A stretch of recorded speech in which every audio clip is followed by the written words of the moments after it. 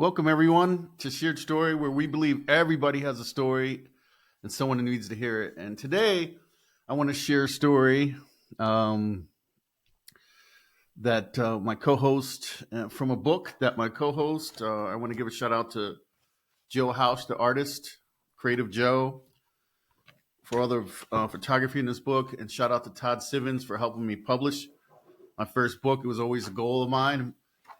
It was Love in the Trenches of Everyday Life. And I was in a really, really dark place at that time when I started writing this book. Because you got to understand, I went through the military, did well, went through different things, did really extremely well, but I still felt empty inside. At this particular moment, I had just gone through bankruptcy with my business, and I felt like, man, where do I go with my life at this time? Like, I've done a lot of things and done it well, and none of it's fulfilling, man. That's a tough place to be right there. You know, everybody talks about, man, being broke and the lack of dignity of feeling broke. I've been there where you don't have the basic needs being met. Just as equal, if not more, is when you work your ass off to get where you want, and anything that you buy won't fulfill that that emptiness. And here on one of my goal lists was to write a book. I had this time to think and go within and say, what do I really want? And what experiences have lasted throughout my life? And I started thinking about those. And one of them is, man, is love is neighborly. You know, my neighbor brought me a roast, and I got to share this story with you because it's interesting. I mean, we were moving. We had to move out. Actually, we were losing one of our homes. We lost quite a bit during that 2008. And the new place that we're moving, new house we were moving into, one of the neighbors, he was kind of the mayor of the community. Although, albeit he was drunk all the time, but he was the mayor. And as we were moving in, I had to leave somewhere to go pick up something or whatever. And I come back home, and my wife is just like really like frazzled and upset. I'm like, what, like, what's going on?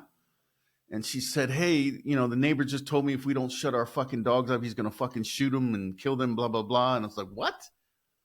And one thing I know about when it comes to dogs, and my wife, and we've been married for like 30 years, I've said many times, either dogs or me, and let's just say I slept on the couch a lot. Those dogs won, man. And the dogs know too. I'm going off tangent here a little bit, but the dogs know when the women love them and they're important to them. I remember one time I threw my dog off the bed. I could not stand them sleeping with us. I threw him off one day, and I doze off to sleep, and I wake up, and the dog lifted his leg up, and he's just straight pissing on me, marking his territory. And I'll be damned, I wanted to wring his neck, but in the end, I ended up sleeping on the couch. But anyways, dogs are important to family, and they're considered part of the family. So he threatened the family. So like, wow, man, I cannot believe he did some shit like that, So I was like, okay, whatever. Let's continue to move. Sure enough, I'm moving. I have some stuff in my hand. He comes out.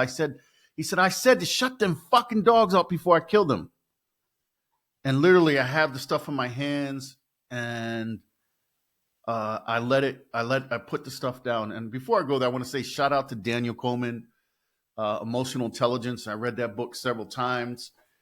I always tell people some of my greatest success is to handle my emotions. I don't know where I would be if I hadn't read that book, but it helped me in this situation because he threatened my family. And I didn't know him, and so I started walking towards him. And my first initial thought was, this guy is threatening my family. He's gonna do harm. And I'm like, okay, Jose, you're being the oldest brother, being the husband of man, you got this protection mentality, and I'm going to just extinguish this threat immediately by any means necessary. And that's what's going through my mind. And I'm walking, but there's a conflict in me. It's like, Jose, no, man, be emotionally intelligent. I'm in control of my emotions. I'm saying this shit because I've only got about 20 feet before I get to him. Okay, so I'm walking, and I've got this transgression going on, this conflict going on inside of me. It's like, I'm going to hurt this man. He threatened the things that are most valuable to me, most precious in my life, and I have to stop this. To like, Jose, you're going to go to jail for the rest of your life. You need to raise your family. You need to be part of your family. All these conflicts, all within 20 steps. I'm talking about, and I hear this faint but stern voice from my wife, Joey. And my wife has been with me since I was 18, 19 years old, where she would see me fly off the handle and fight at the drop of a dime. So she was calling me to say, no, it's not worth it. But that time I was locked in. All I saw was the threat. And so I'm within 3 steps of him. Jose, I'm emotionally intelligent. I'm in control of my emotions. That's all I kept saying to myself. I get to him face to face, and I stick out my hand, and I said, hi, how you doing? My name's Jose. Nice to meet you. And he comes back and says, hi, my name's so-and-so. Nice to meet you. And then we sat and talked for like an hour. Maybe I was trying to get out of moving, man, but we sat and talked, and I found out that he was in the military, and he boxed in the military, and I was in the military, and I boxed, and we talked about life. And so we finished our talking, and then I go back into the house, and about an hour later, I hear this knock on the door. And here's his neighbor. He has a pot, and it's pot roast. It's like, carrots, potatoes, and pot roast. And this older man brings us to our house and says, here you go, neighbor. And I'll be damned, man. I ate that damn pot roast. It's some of the best pot roast I ever had. And I realized, man, that guy cooked it with love, man. And I realized also is he didn't want to shoot my dogs. He needed a friend. He might have been a little bit fearful of new people coming in, like, who are you coming in my neighborhood? I've lived here for 30 years, 40 years, whatever the case may be. But I realized right there and then, man, that could have went a different direction, but I chose love. And I realized too is people that are belligerent sometimes that's not who they are, but they're missing something. And I remember when we get to the bed and we were doing some pillow talk with my wife, and she's like, hey man, I thought you were going to hit him. I said, me too. And I go, you don't understand. I feel so excited that I can control my emotions on something that means so much to me, that I was able to choose love in a very tense situation.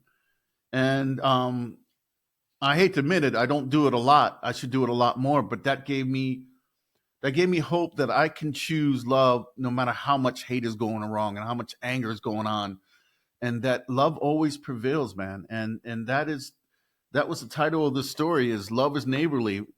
Our neighbor brought us a roast. And I'm so grateful for that experience. And I hope no matter who's going through things in life, if you're getting bombarded with hate, that you are able to match that with love, because in the end, it always wins. And somebody deep down inside that's going through some shit needs to be loved. And I'm going back into that transition, because I'm a hit and miss with that.